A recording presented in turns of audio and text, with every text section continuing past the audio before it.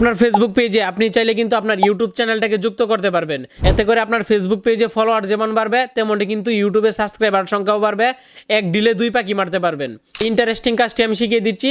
তার আগে পেজটা ফলো করে ভিডিওটা আপনার আইডিতে শেয়ার করে রাখবেন, কেননা যে কোনো সময় কিন্তু আপনি ভিডিওটা দেখে দেখে কাজটা করতে পারবেন। ফার্স্টে তো আপনারা ইউটিউবে চলে আসবেন, দেন এখান থেকে আপনাদের ভিউ চ্যানেলে ক্লিক করতে হবে। এখান থেকে এডিটের উপর ক্লিক করতে হবে। এখান থেকে আপনার চ্যানেলের ইউআরএলটা কপি করে নিতে হবে।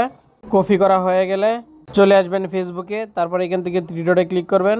এখান থেকে অ্যাড অ্যাকশন বাটনে ক্লিক করবেন, দেন এডিট বাটনে ক্লিক করবেন।